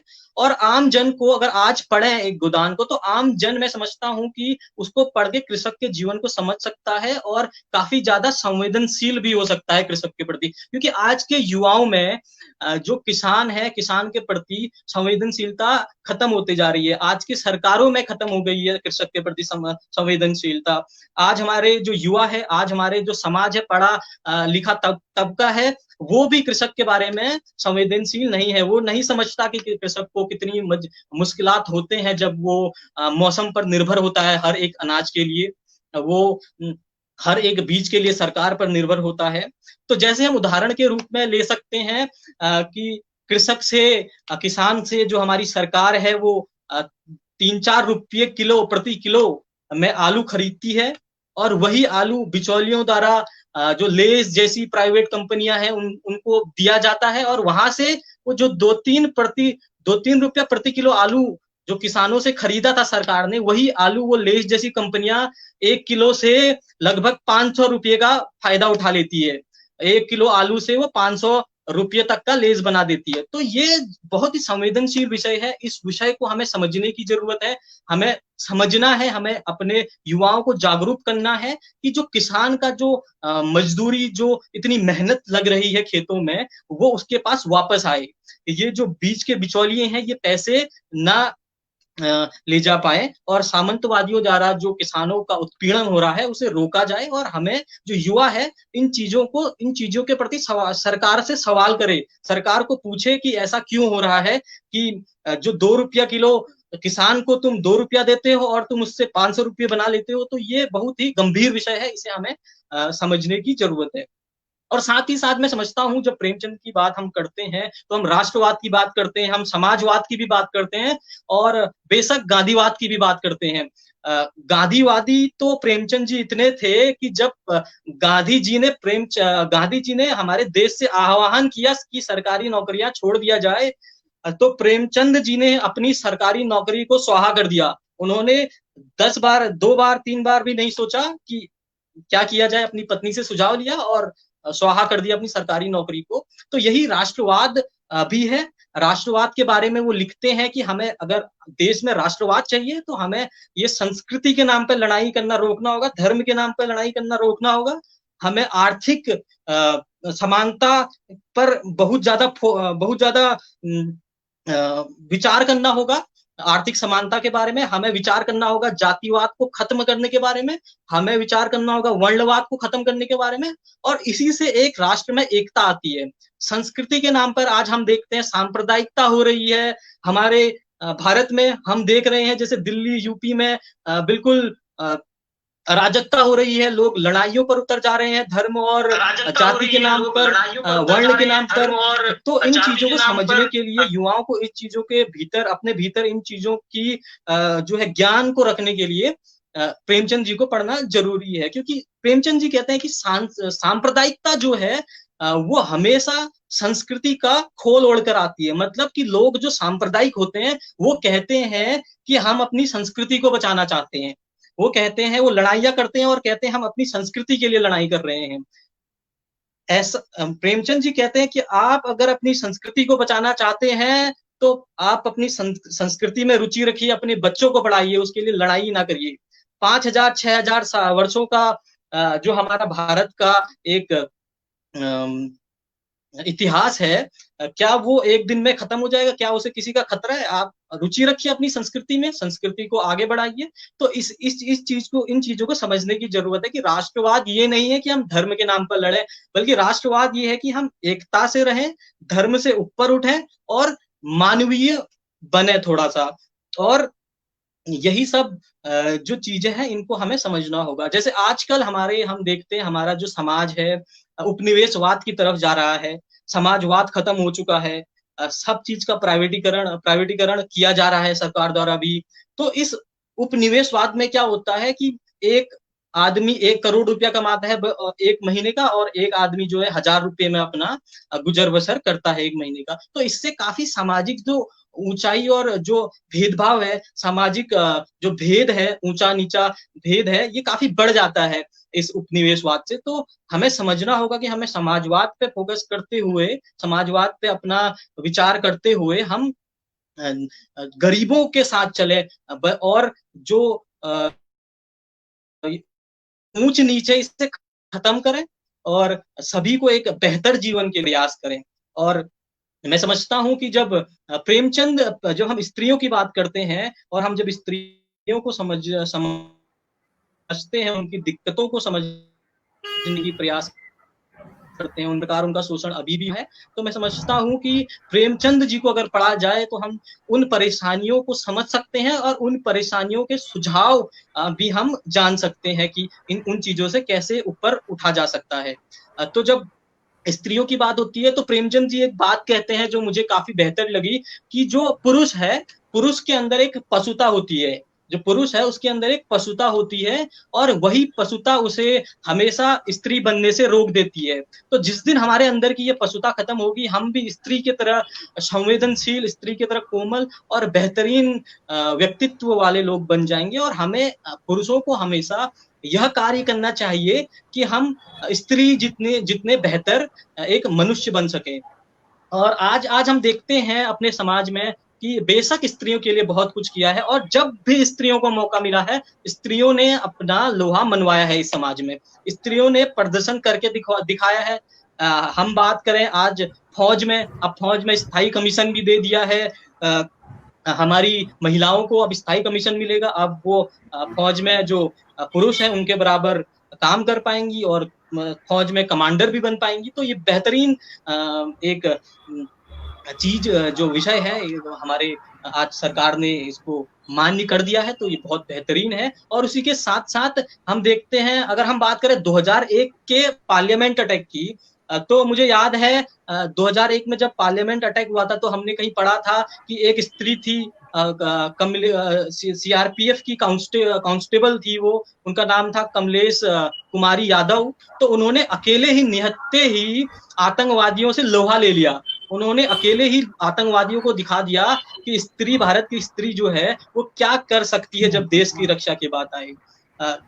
तो और ये माना जाता है कि अगर उस दिन वो स्त्री वहां पार्लियामेंट में नहीं होती तो हमारी जो पार्लियामेंट होती वो आतंकवादियों के हवाले हो चुकी होती, वो स्वाहा हो चुकी होती, और हमारी जो राजनीतिक स्थिति है वो गलियारों में पहुंच जाती। तो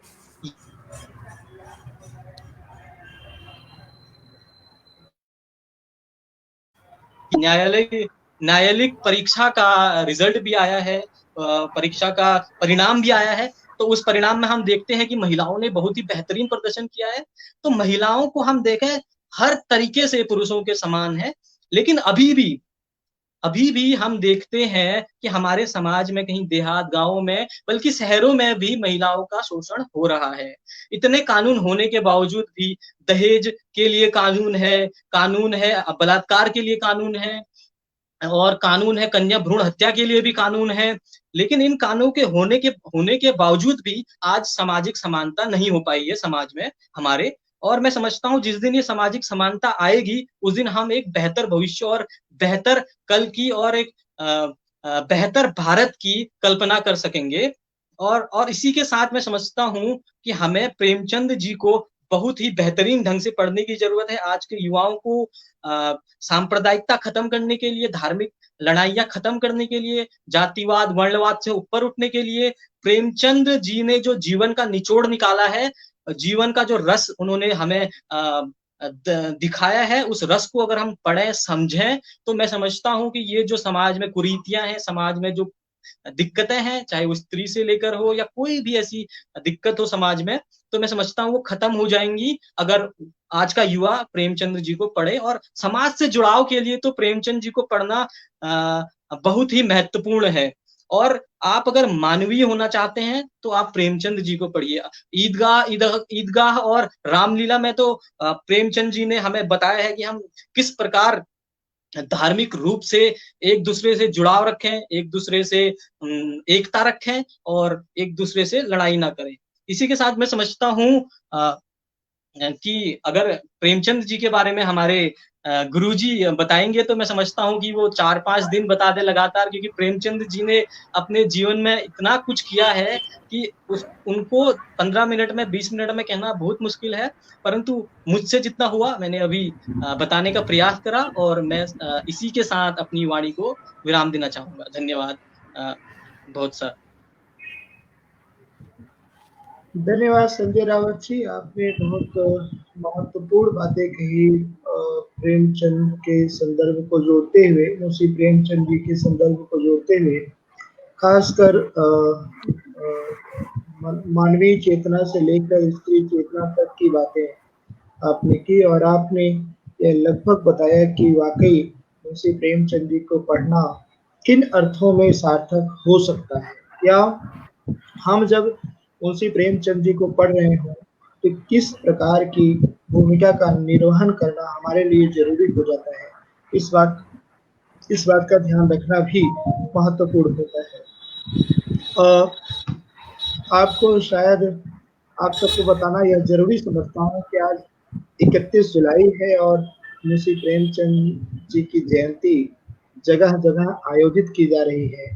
तो जैसे हमारे यहाँ हमारे उत्तर प्रदेश में कुछ लोग कहते हैं फगुआ की कड़ाही, तो फगुआ की कड़ाही का मतलब ये होता है कि होली के बाद जिस दिन फगुआ खेला जाता है उस फाग के दिन जो कड़ाही होती है बहुत व्यस्त होती है, हर कोई उसमें गुजिया बना रहा होता है, हर कोई गुजिया बना रहा होता है।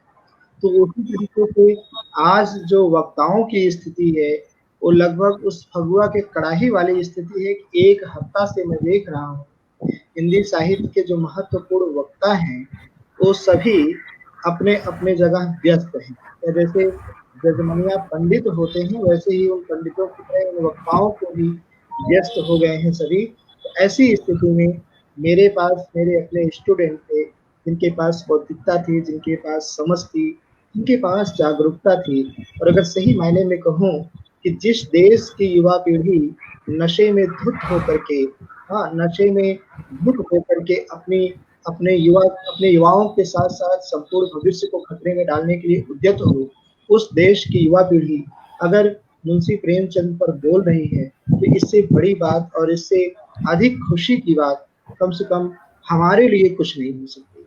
और इसलिए भी यह कहना जरूरी समझता हूँ कि जो सिद्ध और प्रसिद्ध वक्तागण हैं वो तो बोलते ही हैं, वो तो बोलते ही रहेंगे, उन्हें सुनना उतना जरूरी है। मैं ये नहीं कहता कि उन्हें सुनना जरूरी नहीं है, लेकिन हमें हर हाल में कोशिश करके इन युवाओं के ऊपर ये जिम्मेदारी देना है और इन्हें खींच करके इस धरातल पर छोड़ना है ताकि ये भी अपने समय के युवाओं को इस तरीके से ला करके उन्हें साहित्य चिंतन के लिए प्रेरित कर सके, क्योंकि वाकई साहित्य एक ऐसा माध्यम है जो हर हाल में हमें मनुष्यता के मार्ग पर चलने के लिए बनाए रखता है। तो अब मैं चाहूंगा कि रहीम सर हमारे बीच हैं, रहीम भाई हैं, आप महाविद्यालय में अनुभवी प्राध्यापक के तौर पर लगातार कार्यरत हैं और अच्छे से साहित्य सृजन भी कर रहे हैं, और सबसे बड़ी बात ये है कि आप हमारे सीनियर भी हैं, हम सभी में उपस्थित हम सभी में आप हमारे सीनियर हैं, तो आपका हार्दिक स्वागत एवं अभिनंदन है। मुंशी प्रेमचंद के संबंध में आपके क्या विचार हैं, आप उसके हार्दिक स्वागत। धन्यवाद सर।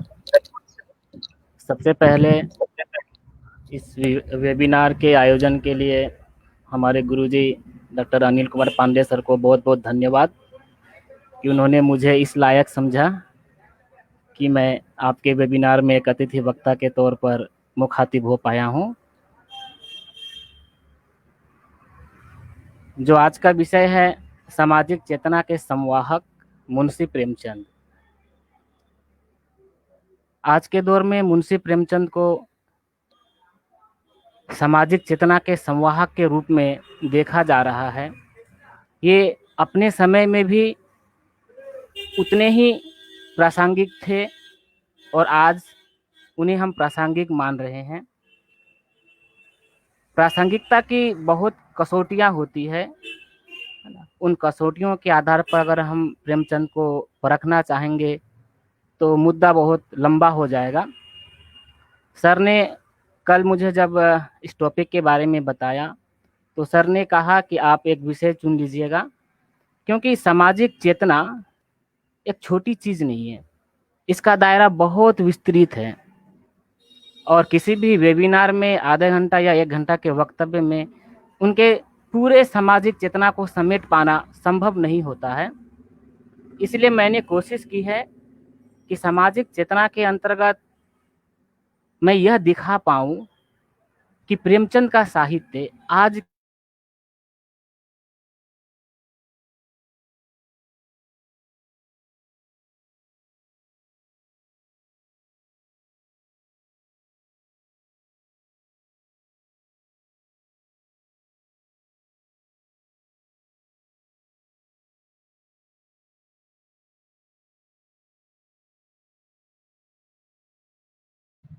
रहीम जी, मुझे लग रहा है आपका नेटवर्क चला गया है।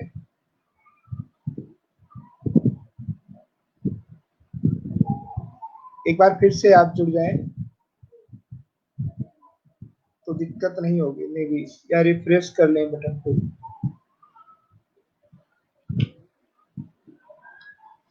ये टेक्निकल इश्यूज हैं जिनके कारण हम सबको परेशानी हो जाती है और नेटवर्क ट्रांजेक्शन हो ही जाता है लाख बचाते हुए भी। टेक्निकल कि अगर डिजिटलीकरण के फायदे हैं तो उसके कुछ नुकसान भी हैं कि अचानक बात करते करते लाइन कट जाती है और सब कुछ मौन हो जाता है। यह भी उतना ही सच है जैसे अचानक जीवन का सफर चलते चलते लाइन कट जाती है जीवन की और सब कुछ अस्त व्यस्त हो जाता है। तो रहीम जी अभी 1-2 मिनट में हमारे सामने आ जाएंगे। अगर ज़्यादा समय लगेगा तो फिर हम आज के कार्यक्रम को समाप्त करके रहीम जी को फिर कभी सुनेंगे।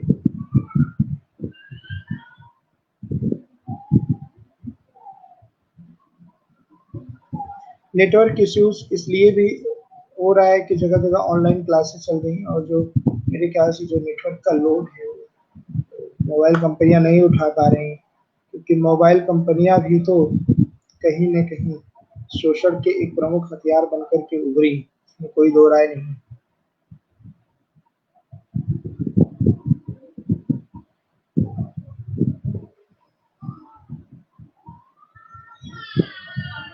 तो अच्छा लगा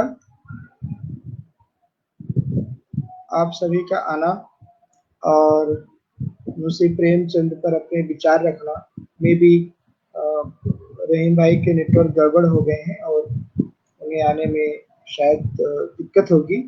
तो आज के कार्यक्रम को हम यहीं पर समाप्त करते हैं। आप सबका बहुत बहुत आभार।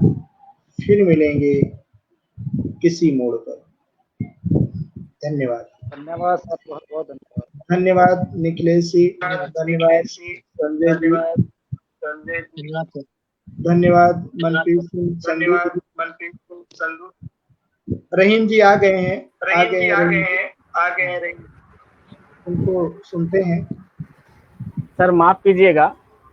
नहीं कोई बात नहीं, नेटवर्क प्रॉब्लम हो जाती है। आप अपने वक्तव्य को कंटिन्यू। जी, ब्रॉडबैंड से चल रहा था तो बिजली चली गई, इसलिए ब्रॉडबैंड ऑफ हो गया था। आप कंटिन्यू रखें। बिल्कुल। मैं जो कहना चाह रहा था सर कि जो टॉपिक हम निर्धारित किया गया है, सामाजिक चेतना के संवाहक मुंशी प्रेमचंद जी, मैं यह बात कह रहा था कि सामाजिक चेतना का जो दायरा है वह बहुत विस्तृत है।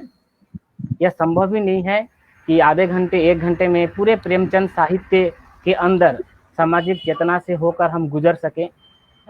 इसलिए मैंने पूरे सामाजिक चेतना को न लेकर उसे एक दृष्टिकोण तक सीमित कर दिया है। आज हमारा देश एक सांप्रदायिकता के दौर से गुजर रहा है। सांप्रदायिक ताकतें हमें विफल करने के लिए हमेशा तत्पर रहती है। ऐसे समय में हम प्रेमचंद को क्यों पढ़े और कैसे पढ़े, यह महत्वपूर्ण बात हो रही है। हम भारत जैसे देश में रहते हैं जो बहुत बड़ा देश है, और इस देश में सांप्रदायिकता एक बहुत बड़ा मुद्दा बनकर आया है। ऐसी बात नहीं है कि सांप्रदायिकता आज की देन है।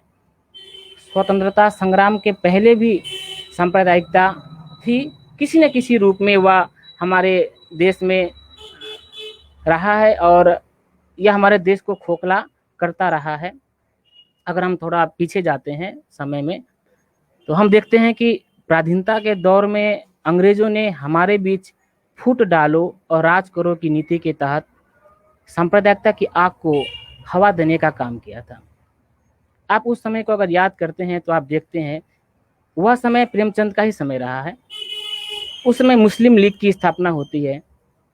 मुस्लिम लीग की स्थापना से लेकर हिंदी उर्दू विवाद तक सांप्रदायिक तत्वों को बढ़ाने की कोशिश तत्कालीन सरकार द्वारा किया जाता रहा है। लेकिन जब भारत आज़ाद हुआ, आज़ादी के बाद एक सपना देखा गया कि शायद अब भारत सांप्रदायिकता से मुक्त होकर एक नया राष्ट्र बन पाएगा। किंतु विभाजन की त्रासदी ने, पाकिस्तान की स्थापना ने, कश्मीर मुद्दे ने इस सांप्रदायिक तत्व को हमेशा के लिए हमारे हृदय में मानो स्थान बना दिया। अगर हम अपने अतीत के इतिहास को देखते हैं, आज़ादी के बाद से अब तक के भी इतिहास को देखते हैं, तो हम बड़ी आसानी से देख पा रहे हैं कि 1947 से लेकर आज तक हजारों सांप्रदायिक दंगे हो चुकी हैं। गोधरा, अयोध्या, मुजफ्फरनगर से लेकर लगभग भारत का हर राज्य कभी न कभी इस दंश को झेला है। आश्चर्य होता है कि आज इस ग्लोबल युग में भी जहां हम मार्स पर हम अपना रॉकेट भेज रहे हैं, यान भेज रहे हैं, है ना, अपनी गैलेक्सी से बाहर की गैलेक्सी को ढूंढने में लगे हुए हैं। हमने बहुत वैज्ञानिक उन्नति हासिल कर ली है, शिक्षा के उच्च स्तर पर हम पहुंच चुके हैं, किंतु आज भी हम धर्म के नाम पर लड़ने से बाज नहीं आए हैं। कारण क्या है? आज के दौर में इसका एक बड़ा कारण अगर दिखाई पड़ता है तो वह है राजनीतिक सत्ता द्वारा धर्म को राजनीतिक मुद्दा बनाना। हम देख पा रहे हैं कि आज धर्म आस्था का विषय नहीं रह गया है। आज धर्म आस्था का विषय न होकर राजनीतिक सत्ता का विषय बन गया है, और इस धर्म के राजनीतिकरण ने सांप्रदायिक तत्वों को बढ़ाया है। चुनाव सामने आ रहा है। चुनाव के आते ही चुनावी समीकरण बनने लगते हैं, और इस चुनावी समीकरण में धर्म को अफीम बना दिया है। चाहे कट्टर हिंदू हो या कट्टर मुस्लिम, अपने को दूसरे पर बड़ा एवं महान सिद्ध करने की होड़ ने समाज के अंदर अन्य संप्रदाय के प्रति जहर घोलने का काम किया है। आज सांप्रदायिकता धार्मिक और फांसीवादी शक्तियों का हथियार है। सभी कहते हैं कि सांप्रदायिकता का अपना कोई धर्म नहीं है। इसके बावजूद जानबूझकर एक धर्म विशेष से इसे जोड़कर देखा जाता रहा है। हंसी आती है यह देखकर जब देश के संविधान में लिखा रहता है धर्मनिरपेक्षता। ऐसा लगता है कि आज यह धर्मनिरपेक्षता शब्द मात्र एक छलावा बनकर रह गया है। अगर हम विचार करें तो देख पाएंगे कि आज हर राजनीतिक पार्टी विरोधी पार्टी के लिए सांप्रदायिक बन चुका है। हिंसा की मात्रा बढ़ गई है। ऐसे समय में हम जी रहे हैं, और ऐसे समय में हम प्रेमचंद के साहित्य को टटोलने की कोशिश कर रहे हैं। इस सांप्रदायिकता ने मानव मूल्यों को धराशायी कर दिया। ऐसे समय में प्रेमचंद की रचनाओं से गुजरना आसान काम नहीं है। हमें यह देखना है कि प्रेमचंद ने अपने साहित्य के माध्यम से सांप्रदायिक सौहार्द कायम करने की कितनी कोशिश की थी। प्रेमचंद के साहित्य का दायरा बहुत विस्तृत है। उन्होंने अपने समय में हिंदू मुस्लिम के बीच मनमुटाव को देखा था, इसलिए वे मनुष्यता के हिमायती थे, प्रेम को महत्व देते थे। उनका कर्मभूमि उपन्यास आप उठा लीजिए, वहां आप देख सकते हैं कि उन्होंने प्रेम के आगे मजहब को कुछ नहीं माना है। कर्मभूमि उपन्यास में प्रेमचंद ने अमरकांत जैसे पात्र और सलीम जैसे पात्र के बीच गहरी दोस्ती दिखाई है। यह एक प्रमाण है कि वे किस प्रकार अपने साहित्य के माध्यम से सांप्रदायिक सौहार्द की स्थापना करना चाह रहे हैं। चलिए आप सेवा सदन उपन्यास को उठाइए। सेवा सदन भारतीय नारियों के वेश्याओं की समस्या भले है, किंतु यह वेश्या कोई बाहर से आई हुई वेश्या नहीं है, यह हमारे देश की है। यह वेश्या हिंदू या मुस्लिम या सिख या ईसाई है ना, सभी जाति से है, या केवल एक जाति से नहीं है। इसलिए वेश्या की समस्या जितनी हिंदू की है उतनी ही मुस्लिम की है। हम उपन्यास में आगे देखते हैं कि जब शहर से बाहर वेश्यालय बनाने की बात की जाती है तो इसमें दोनों संप्रदाय के बीच एक तनाव उत्पन्न होता है। इस तनाव के बीच प्रेमचंद यह दिखाना चाहते हैं या समझाते हैं कि यह केवल हिंदू मुस्लिम की बात नहीं है, बल्कि यह पूरे एक वर्ग की बात है, एक नारी जाति की बात है, जिसका समाधान अवश्यंभावी है। प्रेमचंद ने हमेशा यह कोशिश की है कि हिंदू और मुस्लिम धार्मिक मतभेद को भुलाकर एक साथ देश हित का कार्य करें। वे ऐसे लोगों से बचने की सलाह देते हैं जो धर्म के नाम पर लोगों को लड़ाते हैं। कायाकल्प उपन्यास आप ले लीजिए। इस उपन्यास में वे लोगों को सचेत करते हुए कहते हैं, उनका कोटेशन है, दोनों कौमों में कुछ लोग ऐसे हैं जिनकी इज्जत और साख दोनों को लड़ाते रहने पर ही कायम है, बस वह एक न एक शगुफा छोड़ा करते हैं। ये कोटेशन मैंने कहा जो कायाकल्प उपन्यास में है। ऐसे पात्र आज भी हमारे समाज में भरे हुए हैं जो वे दोनों कौम में है, वे हिंदू में भी है या मुस्लिम में भी है। उनका काम बस कुछ न कुछ शगुफा छोड़ देना है, एक चिंगारी छोड़ देना है, ताकि दोनों कौम आपस में लड़ता रहे। जरूरत है कि हम ऐसे लोगों से बचे। यह उनके कुछ उपन्यासों की बात थी। जब हम उनकी कहानियों की ओर आगे बढ़ते हैं तो कई कहानियां मिलती है जिसके माध्यम से प्रेमचंद ने सांप्रदायिक सौहार्द कायम करने पर जोर दिया है। आप उनकी पंच परमेश्वर कहानी को ही ले लीजिए, उनकी शुरुआत की पंक्ति को ही देखिए। शुरुआत की पंक्तियां हैं, जुम्मन शेख और अलगू चौधरी में गाढ़ी मित्रता थी। अब ध्यान दीजिए, यहाँ जुम्मन शेख भी है और अलगू चौधरी है, दोनों में गाढ़ी मित्रता है। उनकी और एक कहानी है जिहाद। मैं जिन कहानियों का उल्लेख कर रहा हूं, आप अगर उन कहानियों को फिर से पढ़ें, मैं चाहूंगा कि आप उसे फिर से पढ़ें।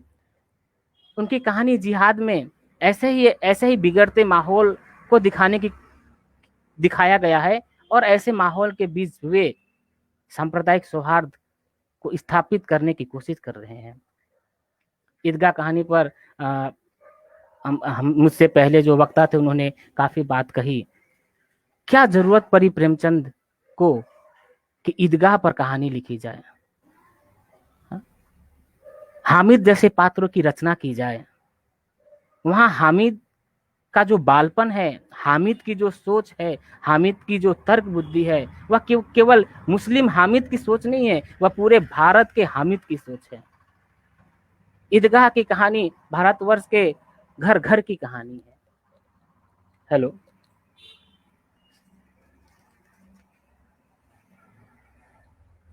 सुनाई दे रहा है? जी सर। मतलब एकदम शांत हो जाए तो कभी भी लग रहा है कि शायद कट गया ना क्या।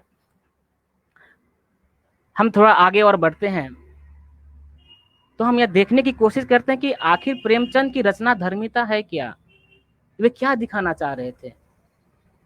जब हम सांप्रदायिकता की बात करते हैं तो वे एक चीज जो है शोषण, उसके घोर विरोधी थे। और वह शोषण चाहे हिंदू के साथ हो या मुस्लिम के साथ हो, वे बराबर महत्व देते थे। उनकी एक कहानी हिंसा परमो धर्म है।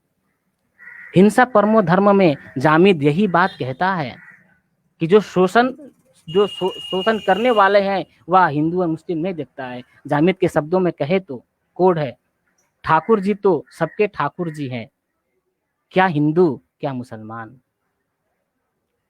प्रेमचंद ने जिस समय साहित्य की शुरुआत की, आप उनके भाषा को ले लीजिए, उनकी भाषा की शुरुआत ही सांप्रदायिक सद्भाव से होती है। वे हिंदी उर्दू एकता की बात करते हैं। यह वह समय है जिस समय अंग्रेज सरकार हिंदी उर्दू विवाद छेड़कर राष्ट्रीय स्वतंत्रता संग्राम में मुसलमानों की भागीदारी न हो यह चाल चल रहे थे। भाषा के आधार पर दो संप्रदायों को लड़ाने की कोशिश कर रहे थे। ऐसे समय में प्रेमचंद जैसे साहित्यकार दोनों भाषाओं में समान रूप में अपनी रचनाओं को लिखते हैं, है ना, और हमें यह सांप्रदायिक सौहार्द का संदेश देते हैं। और यही कारण है कि आज वे जितने हिंदी के लेखक हैं उतने ही उर्दू के भी लेखक हैं। आज का समय बहुत खतरनाक बन पड़ा है। कुछ बातें अगर मैं कहूँ तो हो सकता है सांप्रदायिक हो जाए, किंतु यह सच्चाई है, सभी देख रहे हैं। राम मंदिर का शिलान्यास होने वाला है, हम देख रहे हैं। आज जहां एक धर्म दूसरे धर्म को नीचा दिखाकर महान बन रहा है, मंदिर और मस्जिद को राजनीतिक मुद्दा बनाकर खेल खेला जा रहा है, तो कहीं मंदिर और मस्जिद दोनों पर हमले जारी है। कहीं मंदिर टूट रहा है तो कहीं मस्जिद। प्रेमचंद आज से कई साल पहले अपनी कहानी मंदिर और मस्जिद लिख रहे हैं। उस कहानी में ऐसे परिवेश का वे विरोध कर रहे हैं और सौहार्द की कामना कर रहे हैं। कहानी में एक पात्र है चौधरी इतर अली, जो कहानी में जमींदार है। वे ऐसे मंदिर और मस्जिद पर हो रहे हर हमले का विरोध करते हैं। हमला चाहे मंदिर पर हो या मस्जिद पर, वे उसका डटकर सामना करते हैं। और इस प्रयास में उनके दामाद भी मारे जाते हैं और उनके सेवक की भी मृत्यु हो जाती है, किंतु वे पीछे नहीं हटते हैं। वे एक बात कहते हैं, कोटेशन है, किसी के दिन को तौहीन करने से बड़ा और कोई गुनाह नहीं है। हम क्यों धर्म के नाम पर कि हमारा दिन सबसे बड़ा है, तुम्हारा दिन छोटा है ना, हमारा दिन महान है तो तुम्हारे दिन की हम तौहीन करते हैं। प्रेमचंद इस कहानी में बता रहे हैं कि अगर तुम अपने धर्म के बहुत जानकार हो तो तुम्हारे धर्म में लिखा हुआ है कि किसी और के दिन की तौहीन करना सबसे बड़ा गुनाह है। किसानों की समस्याओं को लेकर भी मुझसे पूर्व वक्ताओं ने बहुत सारी बातें की।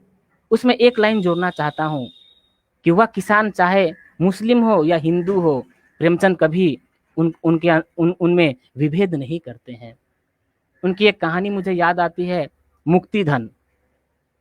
मुक्तिधन में एक किसान है, उसकी बदहाल स्थिति, उसके शोषण की नियति को दिखाया गया है और वह किसान मुस्लिम है।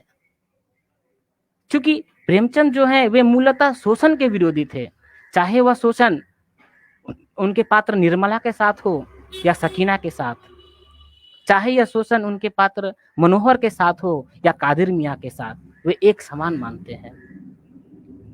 अब कहानियों से थोड़ा सा हम अलग हटते हैं। उन्होंने एक नाटक लिखा है जिसका नाम है करबला। आप सोचिए, जिसका शीर्षक ही करबला हो, है ना। इस नाटक की सबसे बड़ी विशेषता यह है कि इस नाटक में उन्होंने हिंदू और मुस्लिम दोनों को कुर्बानी करते हुए दिखाया है। यह एक बहुत बड़ी मिसाल पेश की है। कल कुर्बानी का, बकरीद का त्योहार है, इसको लेके बहुत सारी चीजें फेसबुक पे, मीडिया पे आ रही है। उनको प्रेमचंद का साहित्य पढ़ना चाहिए। कुछ भी कमेंट करने से पहले, है ना, कम से कम साहित्य से होकर गुजरे कि वे क्या चाहते थे। अब सांप्रदायिकता संबंधी उनके जितने विचार कहानियों में, उनके निबंध, नाटक में और उनके उपन्यासों में उभर कर आए, उनसे कहीं ज्यादा उनके विचार उनके निबंधों में आए हैं, उनके आलोकों में व्यक्त हुए हैं। वे उस समय सांप्रदायिकता को सीधे राजनीति से जोड़ते हैं। उनका कोटेशन है, मैं आपको बता रहा हूं, कोड है, क्या सांप्रदायिकता उसी को कहते हैं जो धर्म और आचार पर आधारित हो, वह भी तो सांप्रदायिकता है जो राजनीतिक सिद्धांतों पर आधारित होती है। इसका उल्लेख मैंने पहले कर दिया था कि किस प्रकार आज सांप्रदायिकता राजनीति का एक हथियार बनकर उभर रहा है। प्रेमचंद सांप्रदायिकता को एक कोड के समान मानते थे। 1934 में उनका एक लेख छपा था जिसपे वे कहते हैं कि हम तो सांप्रदायिकता को समाज का कोड समझते हैं जो अपना छोटा सा दायरा बना सभी को उससे बाहर निकाल देती है। आज देश में धर्म और संस्कृति के नाम पर सांप्रदायिक सद्भाव बिगाड़ने की कोशिश की जा रही है। आप देख रहे हैं कहीं गोरक्षक दल का आतंक है तो कहीं लव जिहाद के नाम पर हत्या, कहीं घर वापसी और शुद्धिकरण का सिलसिला चल रहा है तो कहीं संस्कृति के नाम पर खास शहरों का नाम परिवर्तन। वास्तव में यह सब सांप्रदायिकता की चिंगारी है। हम नहीं समझना चाह रहे हैं, हम तो क्षण भंगुरता में है ना, अगर हम किसी कौम से बिलोंग करते हैं तो हम उसमें मजा ले रहे हैं।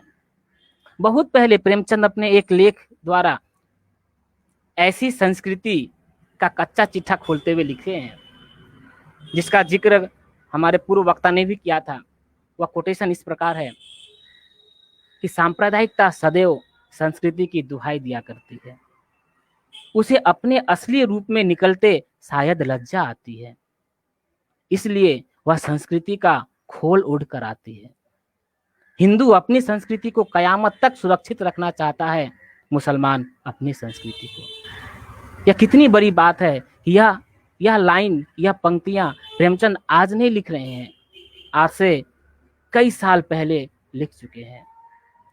जब सांप्रदायिकता की बात आती है और जब दो समुदायों के बीच विभेद किया जाता है तो आप देखेंगे खान पान बहुत महत्वपूर्ण हो जाता है कि वह समुदाय क्या खाता है और यह समुदाय क्या खाता है। हम भूल जाते हैं कि खान पान किसी धर्म की विशेषता नहीं है। खान पान किसी भी समुदाय की संस्कृति का एक हिस्सा होता है, किंतु खान पान को भी सांप्रदायिक रूप देकर धर्म विशेष से जोड़ दिया जाता है। कुछ जानवरों का मांस हिंदुओं में तो कुछ का मांस मुसलमानों में हराम है। इसी का फायदा उठाकर सांप्रदायिक ताकतें दो समुदाय को लड़ाने की कोशिश करती है और समाज में हिंसा का विष बोती है।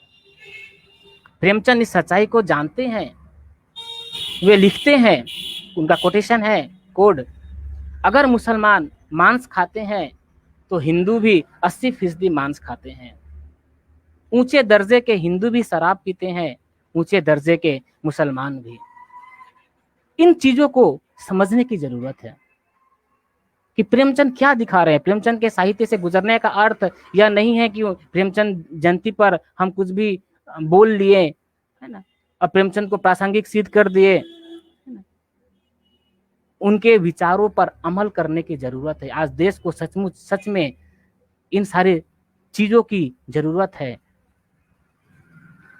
प्रेमचंद अपने समय में यह जानते थे कि देश की आजादी के लिए हिंदू मुस्लिम एकता आवश्यक है। आज हमारे देश के लिए हिंदू मुस्लिम एकता अति आवश्यक हो गई है। प्रेमचंद उस समय इस बात पर जोर देते हुए कहते हैं, दिलों में गुबार भरा हुआ है, फिर मेल कैसे हो? मैली चीज पर कोई रंग नहीं चढ़ा सकता। हम गलत इतिहास पढ़ कर एक दूसरे के प्रति तरह तरह की गलतफहमियां दिल में भरे हुए हैं और उन्हें किसी तरह दिल से नहीं निकालना चाहते, मानो उन्हीं पर हमारे जीवन का आधार हो। सोचिए कितनी बड़ी बात कह रहे हैं। आज हमारे चारों ओर ऐसी चीजें घट रही है, जरा सा कुछ होता नहीं है कि फेसबुक में बहुत सारी चीजें आने लगती है, व्हाट्सएप में एक ग्रुप बन जाता है, मैसेज का एक दौर चल पड़ता है, घृणा से भरा हुआ मैसेज दोनों समुदाय के तरफ से बराबर शेयर किए जाते हैं। आज देश के सर्वांगीण विकास के लिए यह आवश्यक है कि हम सांप्रदायिकता की आग से बचें, तभी देश में शांति की स्थापना हो सकेगी। प्रेमचंद का साहित्य हमारे लिए हर कदम पर मशाल लेकर राह दिखाती प्रतीत होती है, किंतु हम चलना नहीं चाह रहे हैं। हमने प्रेमचंद की रचना धर्मिता को भुला दिया है, उनकी 10 कहानियों को पढ़ लेने से और 2 उपन्यासों की चर्चा कर लेने से उनकी रचना धर्मिता सिद्ध नहीं होती है। क्या कारण है कि आज प्रेमचंद जैसे साहित्यकार नहीं जन्म ले रहे हैं? उनकी रचना धर्मिता को भुला दिया गया है। प्रेमचंद उस दौर में, है ना, जब गांधी जी से प्रभावित होते हैं तो नौकरी छोड़कर, है ना, आ जाते हैं। आज कितने साहित्यकार हैं जो नौकरी छोड़ सकते हैं? वरवर राव की हत्या कर दी गई। कितने साहित्यकारों ने इसके विरोध में, है ना, अपना विरोध दर्ज किया? वरवर राव अभी जिंदा है ना? जी जी जी, अभी भी जेल में है, अभी हत्या नहीं हुई है। सॉरी। तो क्यों हर कोई प्रेमचंद क्यों नहीं बन पा रहा है? आज का समय बदल चुका है। आज हर कोई गुट बनाकर साहित्यकार बन रहा है। प्रेमचंद ने एक जगह लिखा है कि आज उनके समय की बातें कर रहे हैं कि आज साहित्यकार वे बन रहे हैं जिन्हें ना तो राजनीतिक समझ है, ना सामाजिक समझ है और ना मनोवैज्ञानिक। आजकल हर कोई फेसबुक में कवि बना फिरता है। कवि बनना किसे कहते हैं इसकी उन्हें जानकारी भी नहीं है। बस लय और ताल जोड़ लिए, कवि बन गए। कविता कैसे होती है, उस एक साहित्यकार की रचना धर्मिता क्या होगी, इसको लेकर कोई चर्चा नहीं होती है। खैर, कहने के लिए बहुत सारी बातें हैं। मैंने बस एक ही दृष्टिकोण में अपनी बातों को समेटने की कोशिश की ताकि मैं अपने इस वक्तव्य द्वारा प्रेमचंद के सांप्रदायिक सौहार्द की बातों को आप सबके सामने रख सकूं और यह कामना कर सकूं कि प्रेमचंद जयंती मनाने का अर्थ कम से कम प्रेमचंद के साहित्य को जानना तो हो कि वे अपने साहित्य के माध्यम से क्या कहना चाह रहे हैं। धन्यवाद। जय हिंद।